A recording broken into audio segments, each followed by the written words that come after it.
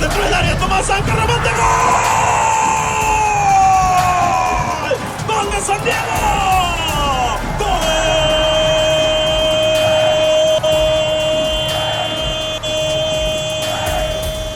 Hello and welcome into the official SCFC podcast. I'm Kaila Byrne-Sefner here with Marvell and Sal Zizzo for episode 12 of the official SCFC podcast. You know, it's glad to be back with the trio again. Yeah. Welcome back. Thank you. Did you have a good trip? I had a great trip.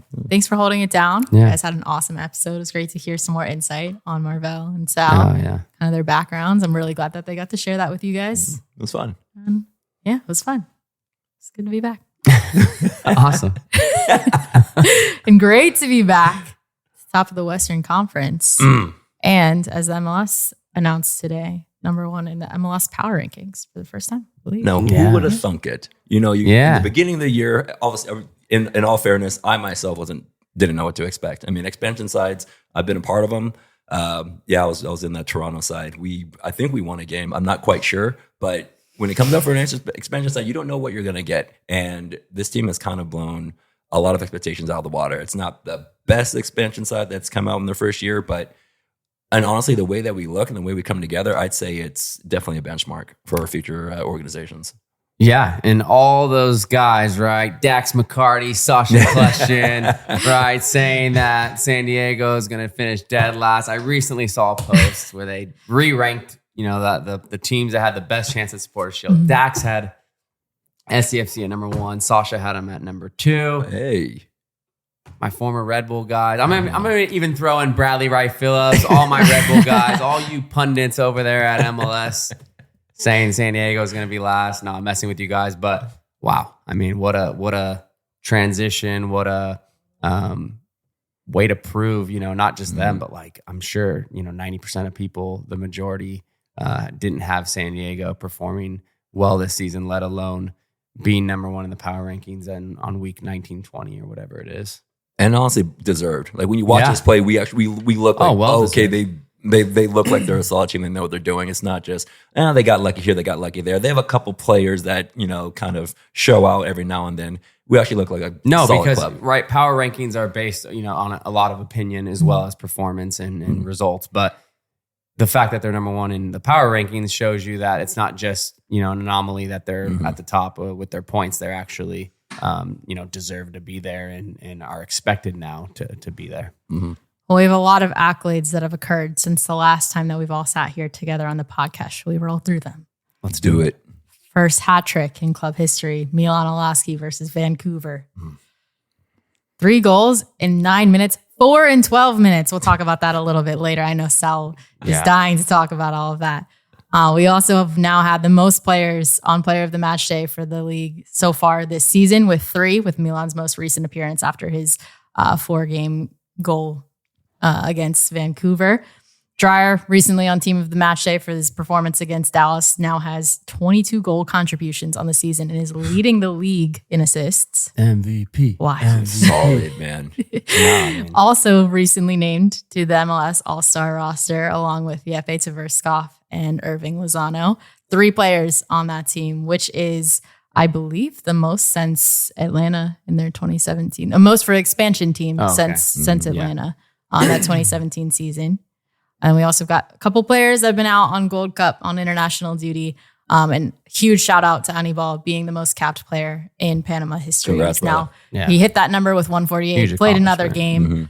They're out of the Gold Cup now, but that's an incredible accomplishment for a player to be able to represent your country that many times. And Luca De La Torre is still going with the U.S. men's national team, surviving a PK shootout. What else? Oh my gosh, is there anything else that could happen? I don't know, but well, we incredible. have 2 MLS starting debuts. Yes. Hey. With Manu Dua and Milan Olaski in his 4-game appearance. Oh, was that his first start? Yeah.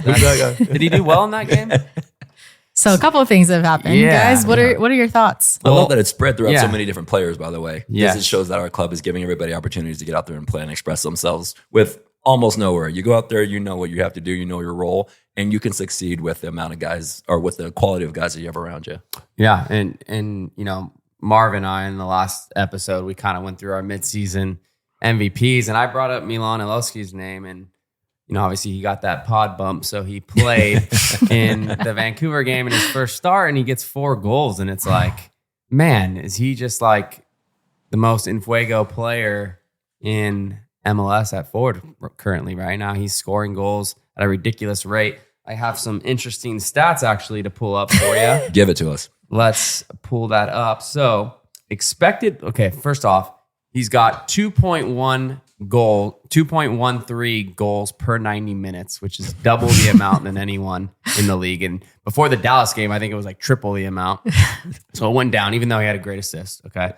But I also want to bring up, and this is an interesting point too, is like expected goals. And I'm scrolling down this list and I still have trouble finding him, but I know he's down there with expected goals, like, I don't know, maybe like 3 or something. I'd have to scroll to find this, but that's extremely low to his 9 goals, which goes to show you a lot of the goals he's scoring aren't easy. Like, they're not expected to be goals, right? Like, obviously he's expected to have 3 goals or something. He's got 9, right? And for context, like Sam Surridge, who's leading the league in goals this season, I think he has 15, right? His expected goals is 14.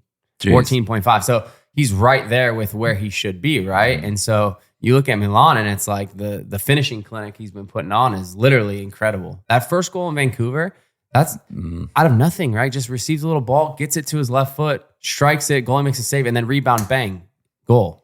So like these goals he's scoring aren't just like tap-ins, right? Obviously, a few of the header, the flying header, maybe the third goal, which arguably could be, or the fourth goal, which could have been maybe his easiest. I don't know.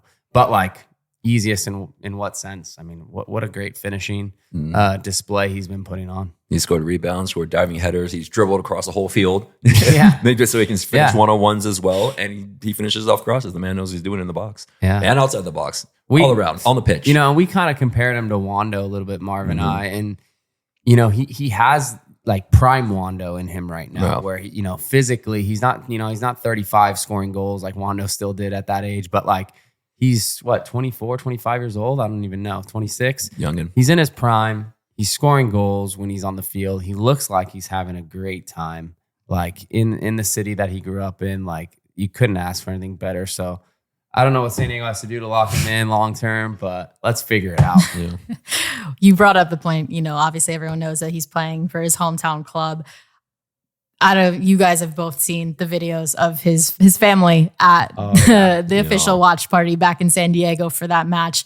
But really cool story coming out there. His whole family being able to celebrate with fans. They actually recorded a message that we were able to show him on the field right after the game. In his post-game press conference, he ends up saying this and just sharing his thank you to the fans for the support, for everything that they've shown him since he's gotten here. Support back home, and what does it mean for you? Yeah, I'm so humbled by it. I think I don't deserve it, honestly, and the support since I got here, before the goals, before anything, it's truly so humbling for me, and I can't believe the supporters are constantly traveling, using their own money to come here and watch the matches, and they're chanting not just tonight but in other matches, and we're so grateful to them as a team. And then of course, like my family going back home to this thing, it makes me like it gets me emotional, because it's I love my city, and I love my family very much, and it brings me a lot of pride to make them proud. Scoring 4 goals in your first start against the top team in the West, and you're humbled by fans and the family showing love. I mean, that means a lot. I want to know now. I wish we asked, what's the celebration about? When he goes and he's so humbled, he's like, "Are you guys cheering for me? Why? Because I scored again." I'm kind of curious about what a celebration's about. Yeah, we should. You'll have to ask.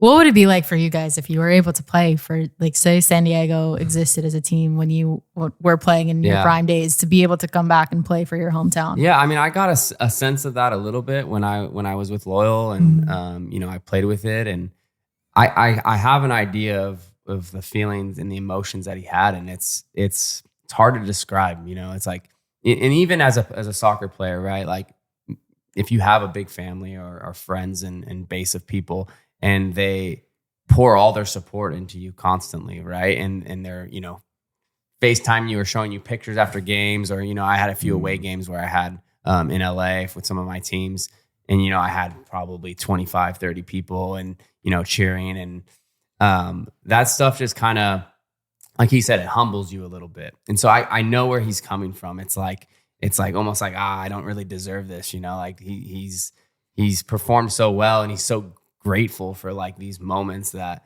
you know, because to him, he's one, you know, just like any of them, just like any of his family members. But he's out there receiving all that support and to be performing so well and just, oh man, so many emotions. He's riding high right now at one of the probably the peak, you know, moments in his soccer career. Yeah, I mean, when we go out and play, the crowd kind of has, you know, an impact on you one way or another. But there's just something about getting friends and family who know you more than just what your number is or the last name on the back of your shirt. So if I was able to just come back home to San Diego and play in front of my friends, family, people who basically, you know, started my career, made me who I was, there's just that extra bump. I mean, it doesn't even matter the how loud the crowd is. Just knowing that your people are there, your blood is there. There's just an extra just bar in the tank, and you just go so much further. And there's some that leads with your heart than just your mind or your feet at that point. Extra like comfort level too, right? Knowing they're behind you, and you know, like it's pretty cool to see that, like San Diego kid and getting all that support and his family, you know, wearing the jersey up in Escondido watching the game. It's pretty sweet. We're just so not jealous that they have this. That's the word I'm just like waiting to say. Like, oh yeah, that's what I really wanted to ask. Cool, Milan. Well, also he mentioned, you know, huge shout out to the supporting fans who went out and traveled to these matches. There were a huge contingency in Vancouver and in Dallas. So awesome turnout for the fans that traveled, as well as the fans that were showing up to not only the one in Escondido, but also the one in North Park, the Frontera, being able to showcase their love for this team and being able to celebrate together is awesome visuals to be able to see. Well, we're back at home this Saturday versus Houston. So we'll talk about that a little bit with our match preview presented by Alaska Airlines with assistant coach Frank Hjortebjerg. We're also going to talk to Onni Valakari. He has 2 assists on the road on this last trip. So, you know, we'll get to hear from him, get his little insight, and it'll be a good show. As the official specialty insurance partner of San Diego FC, Palomar offers standalone earthquake insurance that protects property and peace of mind. It's crucial to be prepared. Visit plmr.com or contact your insurance agent for a quote. Palomar, reimagining specialty insurance with innovative, creative solutions.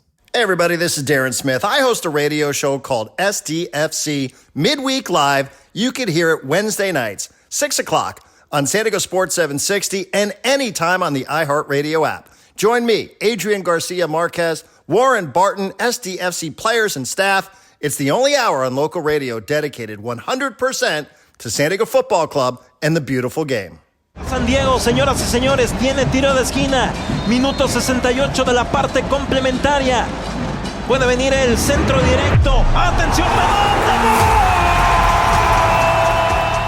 All right, we're joined by midfielder Onni Valakari. Onni, welcome to the podcast. Thank you. Really happy to be here. Yeah, happy to have you. Good to see you, man. You have one of the coolest names ever. Thank you. You know, my name actually means luck in Finnish. No way. Hey. It does. Valakari? Onni. Onni? Yeah. Onni Valakari. That's cool. Love that even more now. Yeah.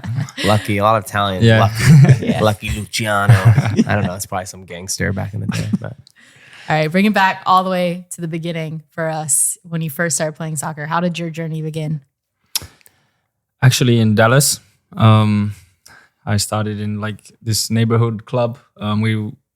I think it was like 1-2 times a week. We got together in the park. I think I was like 4 or 5 years old. I think it's the photo that my mother put for the. Yes, I was going to say we have a photo of this. Yeah. We'll share it on the podcast on the visual episode. That was my team. So we played. It was a park close to me, so that's where I started. And after that, we went back to Finland. I just played in my neighborhood club. It's actually a Capula and Pallo. It's a really big youth club. They have a first team, but it's not like in the top league. But the academy that they have is probably one of the best in Finland. So I played there.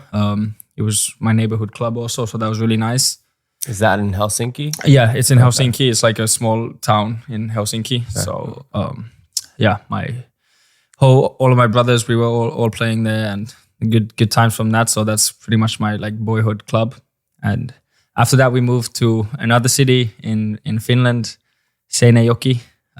These names are probably tough, but I played there from 13 to 17, 14 to 17-year-old. And after that, I went and signed my first pro contract. It was in not the top league, one league below in Finland, the first division for TPS. We got promoted in my first year to the top league, so that was nice. And after that, I went to Norway, and then from Norway, I went to Cyprus to play.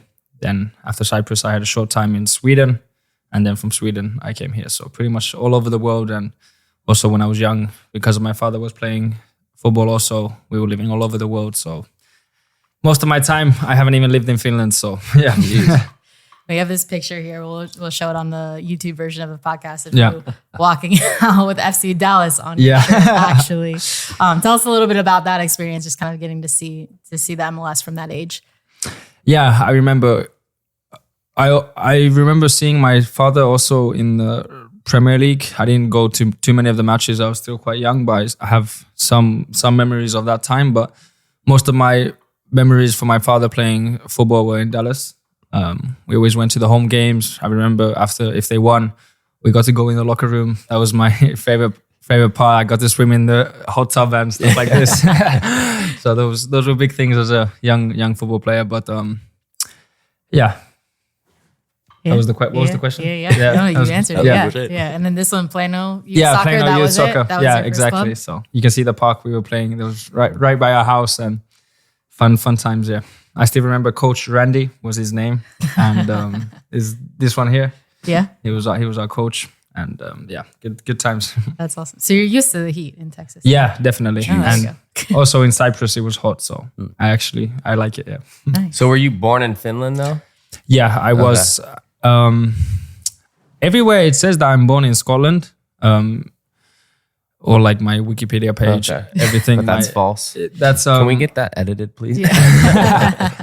So my father was playing in Scotland at the time, but my mother, she went back to Finland to give birth in Finland. So yeah. So I was in Finland actually last September. I'm good friends with Mikael Forsell. Oh, okay. So I stayed with him in his flat over there, and It's a nice house, huh? Very nice house. is he famous over there or what? Yeah, definitely. Yeah. So we stayed with him. I played with him in Hanover. Yeah. And so we got close. He was one of the only players that spoke English. So we were close. I visited him last September. This was like they had like this market over there. They had all the different countries and they had all the different foods and stuff like that. But they also had a lot of reindeer to eat. Yeah. Is that pretty common? Yeah, I think that's like I don't know if national food, but that's like one of them. And it's interesting. Yeah. Reindeer is really reindeer. good. Tasty. Yeah. And there's some undercover joints I think that sell like bear too. Seriously. But anyways. Yeah. Reindeer is one of my favorite foods. You put this lingonberry jam on it. Yeah. And then with like potatoes and like stuff, it's so good. Yeah. Interesting. Fingers and mash. All right. So once you went to Finland, you said you got a part of an academy side that you played there with your brothers and all that? Yeah. Or like my older brother was 2 years older than me, so I didn't play in the same team. And then my younger brother was 4 years younger than me. So we never really played on the same teams, but like the same club. And like it was we had like 1-2 fields and everybody was training at the same place. So it's really like family, like academy. And when I'm back in Finland, I always go watch the games there. And so it's nice. Yeah. So coming back here, so definitely a different location than you've played in before, but you're being in Dallas. So you're around, again, the academy atmosphere once again. Do you at all try to reach out to the academy kids at all when they're coming through? Yeah, definitely if like they have some questions or something, because I think every football player, when we were young, we were looking up at the first team, and now obviously we know the situation with the first team players now, and it's big thing for the young players to see the first team. So obviously we have to be a good example for them, how to train and like also the mental aspect of everything. So no, I think it's good. It builds the family, it builds the club, and I think that's like the values that we have here. So yeah, I think it's a really good thing. That's right. Do you have a piece of advice from maybe your brothers, your dad, or someone who kind of mentored you when you were in the academy system that still you like keep with you to this day? That's, I think maybe from my father, he like never really like told me anything. It was just like how he lived himself, like as a professional athlete, and it's like the only example. And it's like the only thing I saw. So I lived basically like my whole youth in a bubble, and I didn't think there was other options than to be a football player. And I just saw how my dad lived, how he ate, how he slept, like really like high professional. So for me, that was always normal, and that's what I do to this day also, because it's the only thing I've known my whole life basically. And so I remember like when I went to school and like some of my friends were like, say they go to bed like at 11 o'clock in the evening. I was like, oh, that's so late. Like my father goes to sleep like 8, 9 o'clock, and that's when we go to sleep. And like it was just different to me, but I enjoyed it. I grateful for like how they brought me up, and so yeah. Take it a little bit to getting to San Diego. What was kind of like that journey for you, like to getting over to playing for this club? I've always wanted to come play in the MLS, especially when I saw it when I was young. I thought it's a good league, and then obviously there's been a lot of Finnish players in the league. Also Robert Taylor, Robin Lod, Alex Ring for a long time, Teemu Pukki. So it's been a lot of players. So obviously I've spoken with them also, like how it's been, and everybody's just spoken so high of the league. And so it's always a league I've wanted to come. I think it's with the fan engagement and like how all the marketing and everything, like before games, like it's a bigger event. I really like that. And in general, like in America, how all the sports events are marketed, I think it's really nice. And I think a lot of European teams could like take advice from it, like how it's done here. So it's always been attractive to me to come here, and I'm happy now that I've had this opportunity, and I've enjoyed it every day. Yeah, we're definitely glad to have you. When you research teams and clubs that you want to go to because you've played all around the world, is it more so where do you think you'd fit in? Or is it more of an opportunity? They're looking for someone and you're open to the idea. You just want to try something new out. Obviously, it depends always. If you're looking for a new team, like the whole project, how it suits you, because you don't want to go to a team that doesn't suit you at all, because then you can't show yourself either. And I think the whole San Diego thing, how the right to dream style of play, how we want to play, the first conversations with Mikey before I came is like, wow, I want to really be part of this. And I'm happy I made that decision to come here. So there is always like the aspect of like the club, and if it's a respected club, if there's like fans and stuff, like all those you take into account when you look for teams. But this has been like all of them combined. So I think it's been like the perfect situation for me. All right. And you have none of that too, and you don't know what you're going to come into when you're walking into an expansion team. So being able to see everything kind of come to life, meeting everybody for the first time, seeing all the fans and the support there, what's that been like for you? It's been massive. All the home games that we've had at Snapdragon, it's been amazing atmosphere. I think because people always say in Europe, like American fans, they're like, how can I say this nicely? They don't like respect them in the same way, but like there's a misperception. Yeah, exactly. That's the correct word. And I think everybody needs to come to a game in the MLS to see like what it really is like, the atmosphere and how the fans engage with the players and the game. It's really, you can compare it to Europe, like top leagues in Europe, and so that's been really good, and I've enjoyed it, like I said. And you scored the first game at home at Snapdragon Stadium back in March, and obviously you witnessed that explosion from the crowd of just being so excited to celebrate a goal at home. What can you tell us about that moment? Obviously the goal was a corner, and I just Luca De La Torre put the ball in, and I just saw it fall to my head. And pretty much when they happen, you don't really think too much in the game. You just act on instinct, and that's what I did. I saw the ball coming into the area and just try to get my head in the way, and that's what happened. But obviously, it was nice to score the first home goal. Obviously, we didn't win that game. So if you think about it, like I'd rather not score and we win the game than for me just to score and play 1-1. So, but you'll be in the history books. Yeah. You history books forever. And won the game. Whatever. But it's nice. No. And we've scored a lot of goals after that at Snapdragon. So it's always nice to play at home in front of the fans and score goals there. So enjoyed it. Yeah, you have 2 more at home. Yeah. Do you have a favorite? Probably I would say the first goal. The first one? Against Columbus, yeah. Yeah. It's one of our favorites too. It's sick. Have you found yourself coming into this club, like, I mean, after everyone we've talked to, they all sound like it's very close, like family, and no matter pretty much your playing style, you kind of fit into the system, but you in particular add a lot of excitement in the middle. Like, you're very dynamic. When you go out there on the pitch, are they saying, all right, we want you in there because you give us some life? They go in there, just do your thing, depending on the game, feel it out. Me personally, I like when there's structure in the team. I think that's when I also play the best. And I think we have a good combination of like structure and freedom. It's like we have the basic principles, what we want to do and how we want to play. But inside those, you can find those little combinations, little movements, because otherwise football would be so easy if you just say like, do this. So there's situations where players have to smell it. And I think the players that we have, I think we suit each other really well. We play really well together. So there's that. It's a good combination of like structure and freedom. I've liked it, enjoyed it a lot. What the coaches have said to me is basically that, like, the principles that we want to do as a team defensively, but like with the ball, use your instinct to find the spaces in between the gaps, find the passes, because those you can't really say on the whiteboard before the game, like, this is going to happen. So you have to kind of smell those little moments and how I think it's been good, and I've enjoyed it a lot. Yeah. You've played up top a little bit this year too. Would you say centrally midfield is your best position?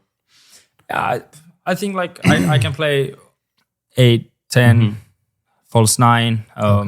So obviously all those places require a little bit different, but I always try to do what the game asks me to do. So when I've been playing like a false 9, we've had high wingers running behind, and I've been pulling like the center backs into me, and we've tried to find the space in behind and overload the midfield and all this kind of stuff. So it obviously depends a little bit on the position you play, like the small nuances in the game, but in general, I've just enjoyed the play, and it doesn't really matter what position I've been playing. This must be nice. Let's take it a little bit off the field now. So we've got a lot of guys on this team that have a good fashion sense and like to wear their match day outfits walking in. I don't know if you know where this is going or not, but we talked to Milan and Chris about their match day outfits, and they brought up you specifically going to Fashion Valley with you and picking out some match day outfits. What can you tell us about that? Yeah, so the thing is also because I've also played my whole life in Europe, and to the games we always go with the club clothes. Home game, away game, always with the club. So the first few big no-no in MLS. Yeah. So the first few games I just put on the San Diego gear. I felt comfortable in it. I don't have to think before the game. And like after 2-3 games, the guys started to tell me like, if you come one more time with San Diego, it's fine. So it was cheaper to go buy clothes than to pay the fine. So we went with Chris. We went to Fashion Valley. Picked out a few outfits and feeling good? Yeah, confident? It took a time. Like the first times, it was like I was not sure, but after everybody was doing it, and I got a few compliments, so got my confidence up. Yeah, there you go. Obviously, this team is really close. Everyone's coming in from different places to have one same common goal, so that's gonna bring the team together. But for you, what's kind of been your favorite moment so far shared with this team? I think obviously the first game against Galaxy, I think that was a big one. There was a lot of like expectation, or like people didn't really know like where we stand. And I think when we came into that game, we really like planted a foot into the league and like say that we're here basically. And because I feel like we didn't have that respect in the beginning, and we come in and we just play our style, and I think teams respect us now. I think that's a big thing. What else? Also the Galaxy game at home with the 90+ winner. There's been a lot of good moments. It's hard to pick one, and I hope the best moment is still ahead of us. So yeah, it's a good answer. That was a good answer. Shall we move into some fan questions? Let's do it. All right. So the fans submitted these. We'll just roll through them. First one, what are your favorite things to do on your day off? Sleep, rest. No, I think now that my girlfriend is here, for example, we've done a lot of stuff with her, like go walking downtown and stuff like this, go eat in nice places. I've also spent a lot of time with Chris, Anders, Jeppe, and we've been doing stuff together with the family, so that's been also really nice. Been also fishing. That's fun. Do you go with a group or by yourself when you go fishing? We've been going by a group. Oh, nice. So it was last time we went. It was me, Oscar, Paddy, and Chris, and I caught the biggest fish. So. Yes. Where do you guys go? It was from Mission Bay. We went out with a boat, and Nice. we didn't go too deep. It was like 1 mile offshore. So yeah, nice. What is your favorite restaurant in San Diego so far? Favorite? I think there's a few good ones. Depends what I kind of want, but Herb and Wood is good next to the office. There's this one ramen place that we went with Chris called Underbelly. That was really nice. Like it was close. I live close to Little Italy, so I've just been going through the restaurants there. So it's not a bad spot to go. Yeah. Anyone in particular? Anyone? Any Sal, don't do it. specific Italian place down there? Sal's family, if you haven't heard on the podcast, previously owns a restaurant there, so we always like to joke about Barbusa. that. If you've ever been. Lots to mention. It's like, no, never been that one. Favorite aspects about San Diego? I think I like the city vibe, but it's also like chill vibe. So it's like a good mixture. Obviously, I like to live like close to the water. Also, like go walk in the harbor and like on beaches and stuff. But also the weather is really nice. But I think just in general, like the people, like the city, the general vibe, like it's chill.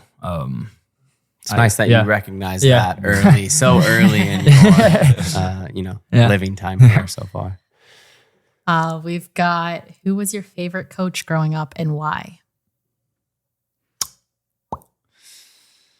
I've had a lot of coaches. Obviously, like I said, Coach Randy was my first coach. That's great. Then in my boyhood club in Finland, I had this one guy. He was coaching me for 4 years, and I remember we had also sometimes a lot of fights. And when I was a kid, I was just so stubborn. Like I wanted to do things my own way, and I think he guided me in a good way. He helped me a lot, and I think everybody's played a part. Like all my youth coaches, so hard to really single one out. But yeah, we've got, who's the funniest teammate in the locker room? I think I'm funny. I think I'm funny, honestly. I think I'm funny. No, I think we have a good group. Jeppe is funny. He's we joke to each other a lot, so that's nice and friendly. Anders is funny also, and yeah, it's a lot of funny guys. So Anibal is also always making jokes. Yeah, a lot of guys. Nice, good group. Yeah. What was it like to get called up for your national team? Yeah, it was nice. Obviously, I've been called up before, but I got to play the first time in 2 years, so I haven't played. I've been in the squad, but I haven't gone to the field. So now was like the first time after 2 years I got to get on the field. So that was a really nice experience. It was nice that the games were also in Finland back home, so my family, friends could come watch it. It's always nice to represent your own country. When you're a young boy, I think everybody dreams to play for the national team. And I'm just grateful that I've had these opportunities to play. And obviously in the future, I want to play there as much as possible. No, congratulations and good luck. The last one we have, you've kind of already answered. It was, what is your favorite Finnish food? So I'm going to switch it and say, tell us something that we might not know about Finland. What you might not know, like food Fun or just fact. in general? Yeah. Do you like black licorice? I like it, yeah. They're big on black licorice there. Do you like it? That's okay. Not my favorite. And then on Easter, we also have this, it's called Mammi. You can Google it. It doesn't look so appetizing, but it's a 50-50 split. People either love it or hate it. I love it myself. I think Finnish people in general, like also a lot of the teammates and some of the staff have been with Finnish players before, and usually Finnish players are really introvert, and they said that I've like shown like there can be like a funny Finnish guy also, and like who's open and always telling jokes. But obviously, like I said before, I haven't lived my whole life in Finland, so I've lived all around the world. So obviously, I've had to get to know new people all the time in new places. So that's obviously helped me. But I think Finland in general is just, it's really, really calm also. I think people have a good life there. Like it's really, really everything's like taken care of. And in general, it's people have good things going on. And it's always nice to go back home when I have the time. Obviously the saunas, and then the swimming in the ice in the lake and all this stuff. What I found interesting in Finland. So as you kind of mentioned, a lot of introverts. So if you go on the street, they're kind of they don't want to look you in the eye. Or and then Mikael has his daughter, and he goes, go pick up food at the grocery store. She's like 9 years old. And she just like goes down there, puts on her coat, and just walks to the grocery store by herself at 9 years old. I'm like, I can't even have my kids go play in the front yard without me worrying about what's going to happen to them. So I just found that really cool. Like in Finland, everybody it's just such a community there and safe. And I remember the first time when I went to started in second grade in Finland, I was like 8 years old. I went on the bus, like it's a public bus. So I went 45 minutes by myself, just walking through the city. It's still like that today. Huh? Yeah. Yes. So it's interesting. I forgot that it's not normal everywhere. So it's like what I grew up with. Not here. If I sent my daughter at 8 years old on I don't know where she'd end up. Honestly. That's awesome. That's all the questions that we have for you. Onni, thank you for joining the pod. It was fun to be here. Thank you guys. Keep it going. Thank you. Thank you. Big news from 18 Threads. New merch is available in store and at 18threads.com. So whether you're heading to Snapdragon Stadium or just repping SDFC around town, 18 Threads has you covered. Stop by Mission Valley or shop online at 18threads.com. Season tickets for the 2026 season will be available later this month. To secure your spot in line and get benefits such as single match ticket discounts for the remainder of this season, a merch discount, and more, place your initial payment today. Visit sandiegofc.com/memberships for more information. Welcome back. We're joined by assistant coach Frank Hjortebjerg. How's it going? It's good. Good. Very good. Yeah. Good to be back here. Good to have you back. It's been a while. Yep. Missed you. Yeah, missed you guys as well. So there's a lot that's happened since the last time that you've been on the podcast. 3-0 on the road. Wins versus Minnesota, Vancouver, Dallas. We've been chatting a little bit about it, but would love to hear from you, your perspective on just what that result means on the road. It's massive. I think it's massive. Also because 3 very different games, 3 very different challenges, some very tough opponents that really challenged us in different ways. But we found a way in each and every one of them. So that was great. What would you say maybe are a few kind of key takeaways coming out of this stretch on the road? So one of them could be that we managed to find a way because, of course, we try to prepare for the game picture and we try to prepare the guys for whatever challenge it might be. And sometimes we hit it spot on and sometimes things changes or the opponent challenges us back. So it's good to see that we, despite being, like I said, 3 different challenges, that we found a way in each one of them. The last one was not the prettiest one, but the guys kept pushing. And I think as the game progressed, we got it more and more within our hands and more on our own initiative. And then these guys have shown that they are very, very good when the games are closing down. We have a very, very good goal difference from minute 80 and up. We continue to create chances, and the guys continue to believe in the style. So it's not like we suddenly change or go into panic. And I think we benefit from it in a lot of the games that we stay fairly consistent.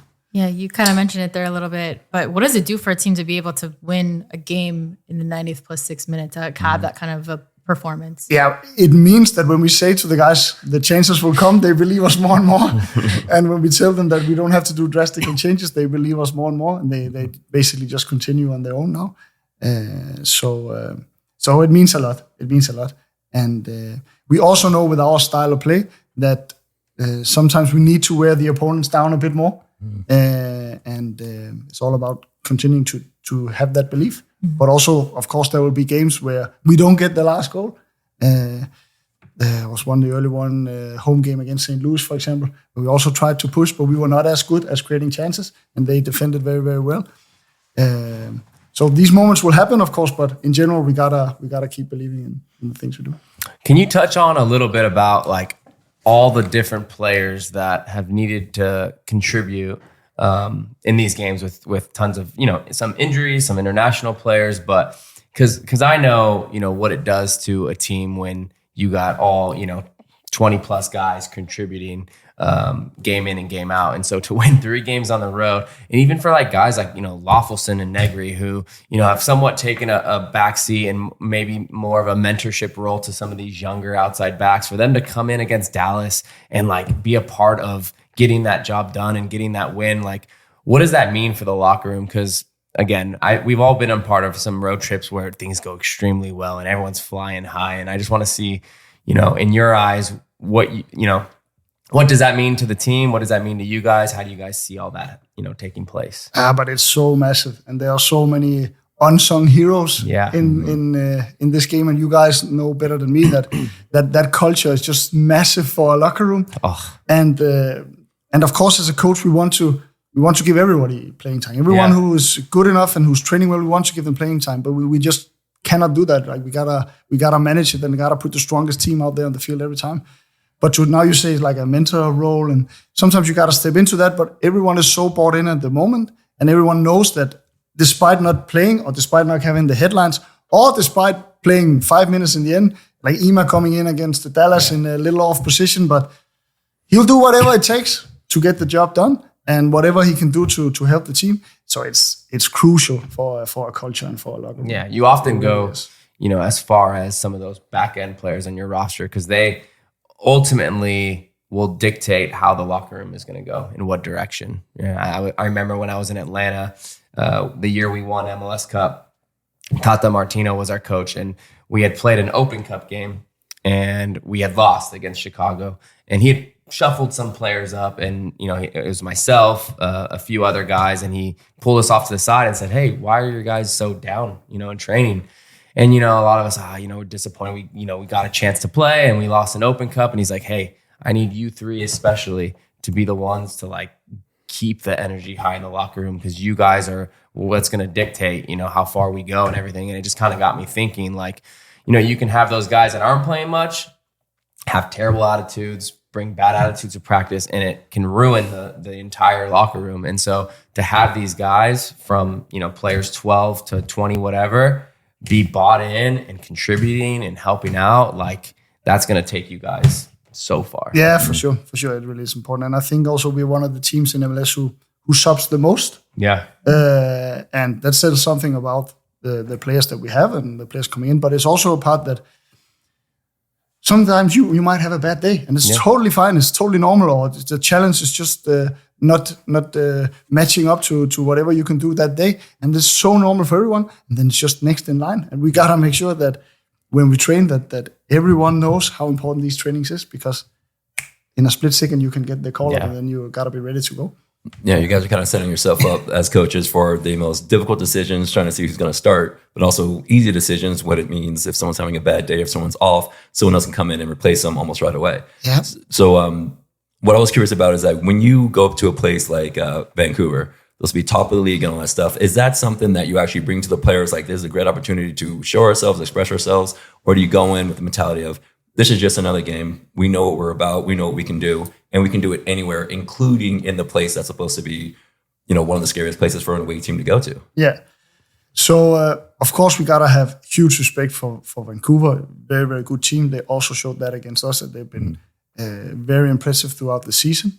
But we also come there and say, but like Mikey had this in his last talk to the players before we left for the stadium, like, why not? Like, why shouldn't we be able to compete with these guys? You've shown it in all the other games, and we've shown the quality that we have. And we see you guys, new guys coming into the team every day in training, that you're more than ready for this challenge also.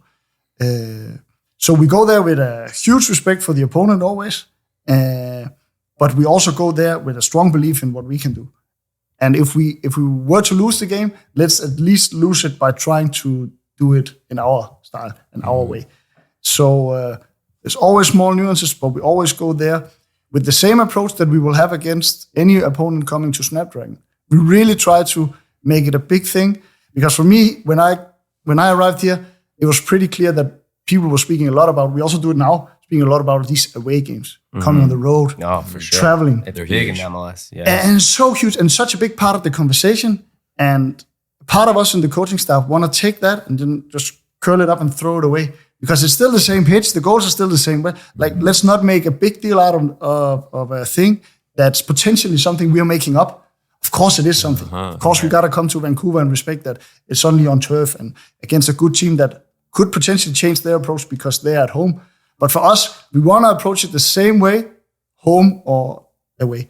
We will never create a game plan or a team talk or a mindset before a game where, listen, we are away, so this might be. We'll never do that. Or the other way, we'll never say, we are now at home, so today it's this and this and this. Right. For us, it's got to be as much of the same as possible. So we really want to challenge that part in the whole league and the whole conversation here, at least within our group. Listen, let's not make a big deal out of this.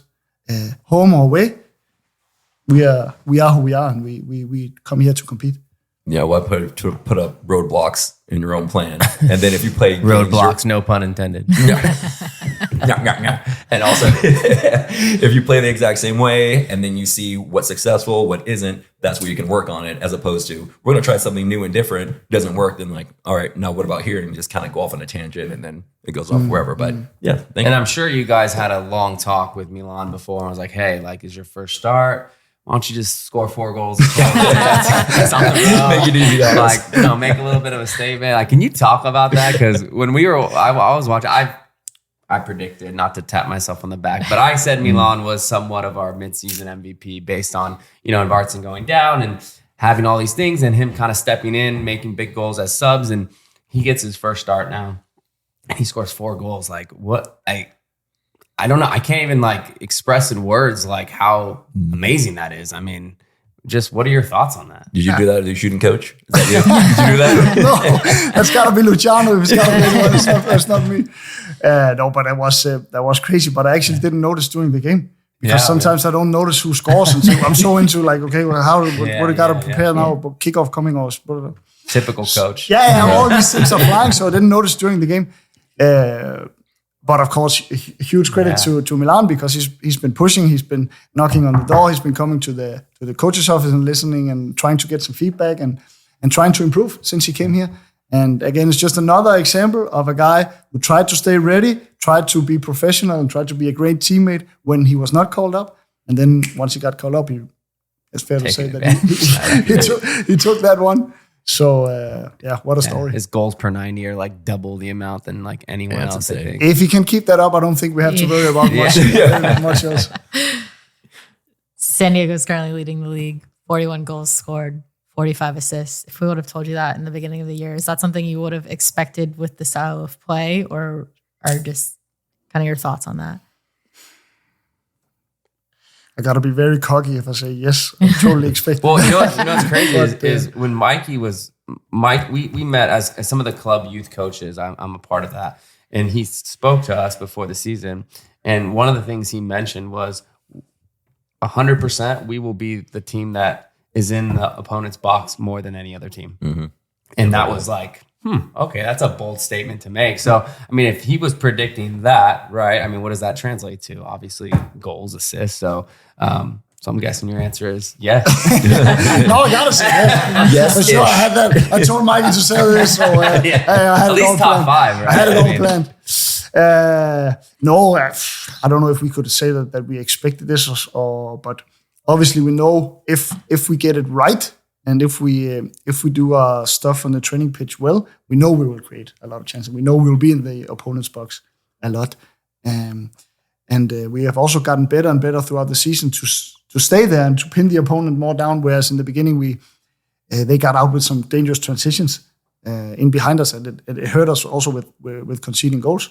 But now we managed to have a bigger part of that of the game within the opponent's box and within their final third. So it's also a good development for the team that we continue to push these numbers. Yeah, no, I was kind of to touch on everything, to kind of talk a little bit about the road trip and how it ended. So the Dallas game specifically. So when I watched that game, you could just see, the heat was wearing on the guys, some guys being out injured, some guys playing a lot of minutes. I felt like the game could have gone either way. At least in the last 10 minutes, it was very open, right? There was both teams. It was like two separate games were going on, right? So it just shows time and time. Like I saw Jeppe making that, slide at the end of the game to block that shot, and just all these little moments that led to ultimately San Diego getting a chance again from a guy off the bench. And it's just like, I don't know. It just feels like right now everything is going our way, and it's a product of, everyone believing in themselves and all these things. Can you touch on kind of your thoughts in that second half and what led to ultimately us going our way? Was it a little bit of luck, or did you feel in control of that game? First half was very poor. First half was one of the worst half we played, at least here in the later part of the season. So we had to make a few changes at halftime, and we didn't manage the game good enough. So the heat suddenly became a factor. And it had something to do both with the intensity that we pressed with, which was not good enough. It was too much just jogging from side to side, and we didn't win the ball back fast enough. And they actually managed to play through us way too much. And they have good players, so credit to them. They also set it up will well. Do that to you, just heat wise. Yeah, we felt that. Yeah. We felt that, and then also on the ball, we didn't manage to create the overloads in the right areas of the pitch. We ended up giving it away in stupid areas, which was not part of the game plan. So at halftime, we spoke about that, and we tried to make some changes, so we got more back on track in terms of what we have actually planned. And then it became way too open in the end. And I totally agree with you.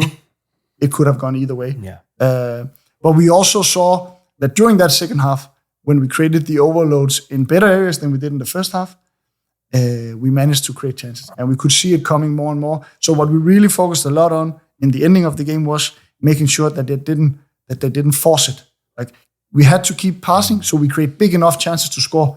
We don't want them to suddenly start put it in the box too early. We don't want them to just give the ball to Irving and let him go 1v1. So important for us that we stuck to what we believe in, because then we had a very good feeling that we would continue to create chances. Yeah. And that feeling grew on us as the half progressed. So we felt fairly okay. When we got the 2-2, we were like, okay, this feels good now. Now we feel like, and then in the end, way too open. Way too open. So we made a slightly adjustment with Onni keeping him a little lower on the pitch. So we had a bit more balance when we attacked. And then, of course, the guys kept pushing, and then that's a tough urge to fight, by the way. Yeah. That urge to just try to get into the box, like time's wasting down, but you kind of feel the energy, like we can score. Definitely. Resist. That's a tough one. I mean, that actually speaks a lot to the mentality of what's going on within the team and how strong mentally they have to be to not be overly excited or too. It doesn't seem like we get down on ourselves, but to be too overly excited and think I can just cross the ball from 35 out and then someone's going to end up in the end of it. Yeah, because if we just put it in the box early, let's just say take that as an example. If you don't create a shot or a chance from it, it's just, okay, goal kick, time, they set up, okay, maybe they kick it long. Suddenly 2 minutes have passed. And we know that if we can continue to overload where we are good in right areas of the pitch, we will for sure get in the box. We'll get in the box. Mm-hmm. And we have a better chance of creating a chance we can actually score from and actually benefit from. Or if we lose that ball, we know we are close enough to regain it and counterpress and win the ball back. So it's about really managing that. And it is a delicate balance, because also the players coming in on the bench, they want to change the game, they want to show, they want to make a difference. And it's good. We just got to do it without losing too much of the structure. Yeah, Irving kind of changed the complexion of that game a little bit with his 1v1 ability and his dribbling ability and that type of stuff. I mean, what an opportunistic goal when he was able to carry it up the side, put it out wide, continue his run, finish. I mean, that's just a great play. And it's actually a good example of a guy coming in from the bench, of course, with that mindset. Okay, now I gotta change something. I gotta make an impact. That's all we want. But he went one-on-one, but then he made that pass through the organization, which is what we look for. Yeah. Overload happened on the other side. We had a fullback arriving. We had Anders and Milan close to that. Give us the chance to now break that last line. Milan with a cross under them, and then he arrives in the box. Instead of, for example, him continuing to go on his own, or just staying out wide, staying there, going on his own, or the high cross in the box. So it's a good example of that these guys gotta push and they gotta change the game, but also try to do it within the structure. Yeah. We're a little bit over halfway through the season so far. Do you have a favorite memory that you've made with this team so far, with this group? His first pod with us. What a podcast, man! Every time. And his walking in the store, came on. sitting here. I have a very personal one, actually. Yeah. It's the first one that pops into mind. But that was actually after the first game in Galaxy. Because obviously we played a fairly good game, first real game for the club. A lot of the families traveled, and I'm so lucky and fortunate enough that I'm able to bring my family here to this beautiful city, and they feel part of this project also. And they were there in the stadium, and I have 2 kids, 2 boys, 5 and a 7-year-old, and they were able to jump down from the stands and gave me a big hug. And we were just celebrating, and my wife was also there, of course. And someone from the club took a picture of that hug that I gave to the boys. So that really stands out for me because obviously they travel here because of me, because of this. So it's like you kind of make a decision as a family to bring your kids, bring your wife, and they all jump in and I'm so happy that they are proud of this project. But then to have that ending after this preseason and everyone was questioning us and we play against the reigning champions away and big celebration before the game and they got the cup and all these things and fireworks all over like there is here in the States. And then we win and playing our style, do it in a good way, clean sheet. That was a big moment for me on a very personal level. Yeah, that's awesome.